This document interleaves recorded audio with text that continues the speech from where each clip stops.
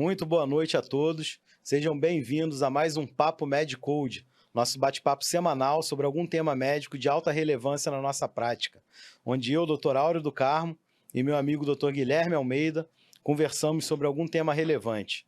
E hoje, meu amigo, mais um tema muito importante na nossa prática, né?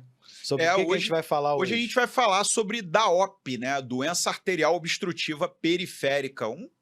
Uma doença aí vinculada à cirurgia vascular e angiologia, mas que está diretamente ligada às nossas áreas, né? Exatamente, Tanto a endócrino e cardiologia cardio. quanto a endocrinologia, né? E também todos os clínicos, com certeza, né? Então é um tema super interessante, tem algumas curiosidades aí para falar para vocês, passar alguns macetes, algumas coisas assim. Então, assim, até para a gente começar, Áureo, queria que você tentasse relembrar aí, já viu algum caso marcante no CTI, na enfermaria da sua vida médica aí de um paciente com doença arterial obstrutiva periférica? Algum caso aí que você se lembre? Casos eu já vi muitos, né? Eu, numa época da minha vida, eu fiz um CTI que era o pós-operatório de cirurgia vascular, Dr. Arno von Ristov, né? Caramba! Na clínica Sorocaba, aqui em Botafogo, né? Ô, aí, ó, trim! Ó o É, jabá, hein? exatamente. Infelizmente não existe mais a clínica, né? Então você não vai ganhar o Pelo jabá, menos o então. CTI, né, não existe mais. A clínica existe, né? Mas o CTI não mais, né? Então, vi vários casos. Dr. Arno, para mim, é um dos melhores cirurgiões do Brasil, se não for o melhor, e fez escola, né? Então, hoje a gente tem cirurgiões que foram formados por ele que estão aí arrebentando aí, né? Dr. Alberto, Dr. Bernardo, enfim, muitos outros aí. Então, vi muitos casos, né? Uma doença muito comum, diretamente relacionadas às nossas especialidades, como você falou, e diretamente relacionados aos maus hábitos de vida também, além das doenças, né? Os maus hábitos de vida. E eu destaco muito o tabagismo, né? O tabagismo é uma doença que traz muito problema, e um dos grandes problemas que o tabagismo traz é a doença arterial obstrutiva periférica. Num extremo, né, uma doença que é considerada reumatológica, né, apesar de ser uma doença vascular, né, mas ela está presente principalmente nas discussões de reumatologia, que é a tromboangiite É obliterante, né, isso, a doença de Buerger, né. o ERG. E aí eu lembro de um paciente que já tinha sido amputado as duas pernas, já que ele só tem duas, né.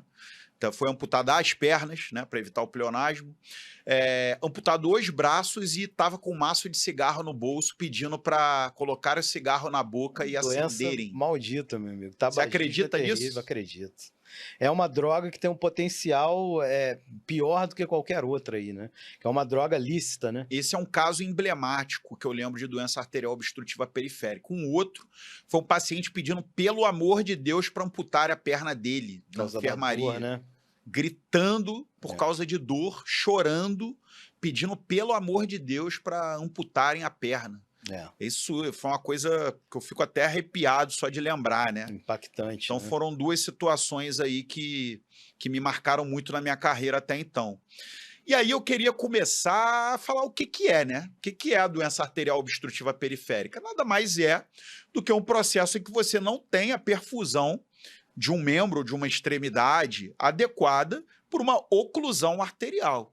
E essa oclusão arterial, ela pode ser inflamatória, trombótica, aterosclerótica, É. né, que lembra muito a doença arterial coronariana, por exemplo, Cérebro vascular, né? cérebro A vascular, fisiopatologia é bem que a parecida, né? gente já fez papo Medcode de AVE É, isquêmico, já fez papo Medcode de angina, é. né? Doença arterial coronariana, Doença né? arterial coronariana. Ao longo da vida, a placa de ateroma vai se formando ali, em determinado momento ela se instabiliza, forma um trombo. Aquele trombo pode ser dissolvido pelo sistema fibrinolítico ou pode se perpetuar, gerando isquemia e necrose tecidual à distância. A presença da aterosclerose vai diminuir o calibre, vai diminuir, na verdade, além do calibre, vai diminuir o fluxo Fluxo, né? arterial para aquele membro, sobretudo membros inferiores, né? Então, quais são os fatores de risco para aterosclerose? Vamos lá. Tabagismo, já começamos, né? Hipertensão, diabetes, Sedentarismo, sedentarismo, dislipidemia, obesidade, dislipidemia, né? as doenças inflamatórias em E geral. a gente tem outros aí também que estão também ligados, né? Uso de estrogênio em dose inadequada, por exemplo, né? Isso é uma coisa muito comum na geriatria, né? Sim. Eu sou muito a favor da reposição hormonal pós-menopausa na mulher, Até a idade. mas com critério, exatamente. Pô, depois dos, vamos lá, 65, 75, nessa Já faixa não tem mais aí, tanto benefício e começa tem a ter um mais. malefício, né? Exatamente. E a reposição, quanto mais precoce, melhor. Então, O entrou ideal na é que ela menopausa, comece na menopausa. né? Exatamente. Excelente. Bom, então, esses são os principais fatores de risco, né? Fatores de risco para aterosclerose, fatores de risco de doenças inflamatórias, sobretudo as angeites, né? Por isso que ela acaba sendo estudado na reumatologia. Porque tem as vasculites, as angeites e etc.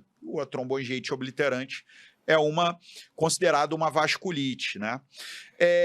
Em relação à manifestação clínica, a manifestação clínica ela advém da isquemia arterial, ou seja, um quadro de insuficiência arterial crônica ou uma insuficiência arterial aguda em casos mais graves.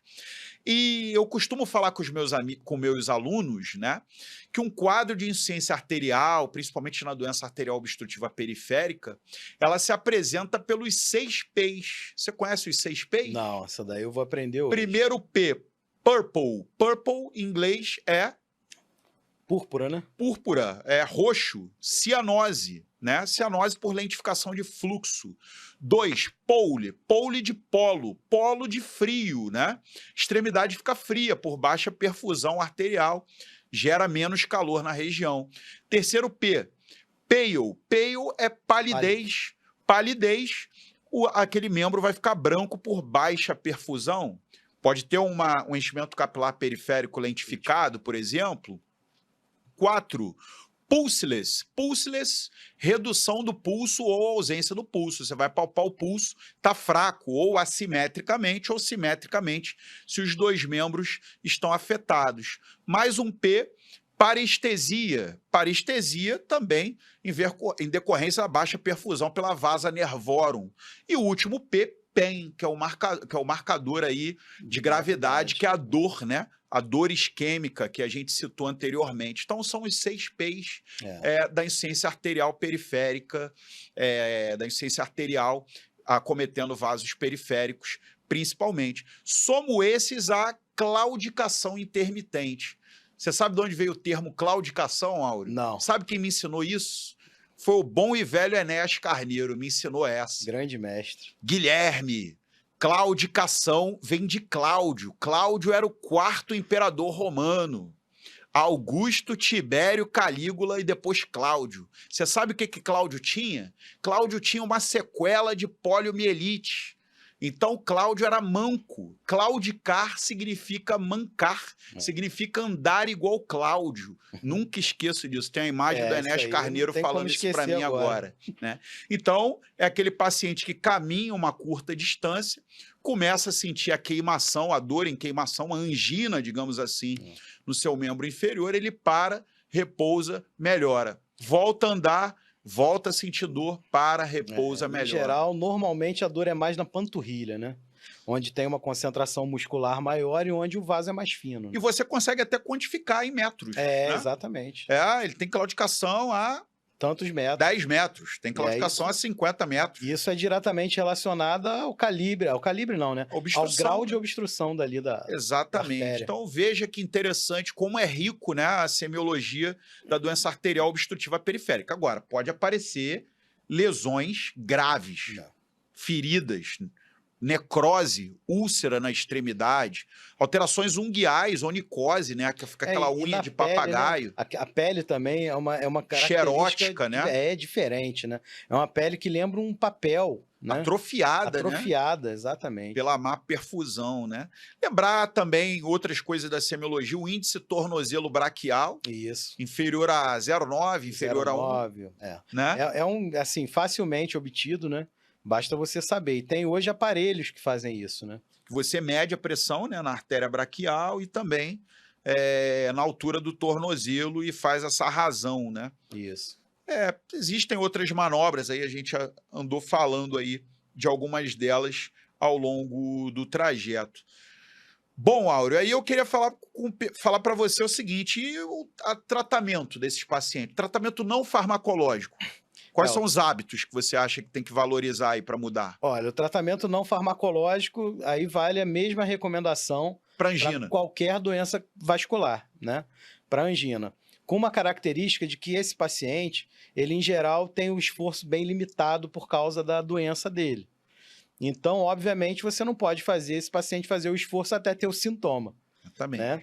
Vai botar o cara para correr 20 Não, aí quilômetros você vai esquemiar a perna dele, né?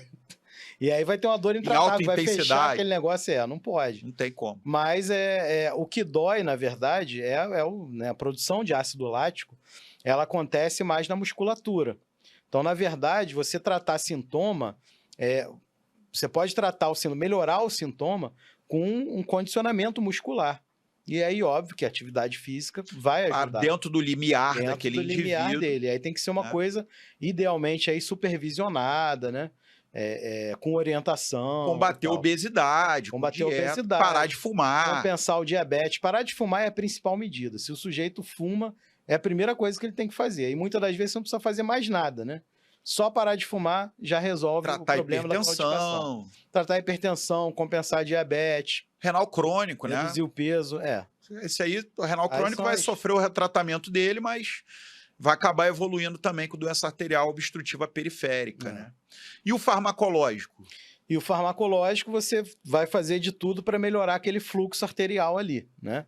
Então, vale o uso de antiagregantes, né? Plaquetários, Inclusive aspirina, antiagregantes, clopidogrel, com ação vasodilatadora, vasodilatadora, que é né? o O cilostazol da vida. Cilostazol. Cilostazol é o medicamento que, sim, tipicamente é o mais utilizado. Pentoxifilina era muito usado antigamente, hoje Era. menos, né? Menos porque a eficácia Talvez não é os tão old grande, né? school aí ainda usem em casos refratários. Ainda usa, sempre associado ao clopidogrel, ou nos pacientes que não podem usar, né? Exatamente. Clopidogrel não, desculpa, cilostazol. A estatina, Estatina, antiagregante, né?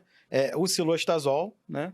e tem algumas coisas aí com baixa evidência, né? Castanha, Vasodilatador, castanha da Índia. vitamina E, que era usada para insuficiência venosa, mas É. também como antioxidante E nos casos arteriais. tem, assim, algumas características. Baixa Por exemplo, evidência. se o sujeito é hipertenso, né? Você dá preferência a algumas classes de medicamentos vasodilatadores.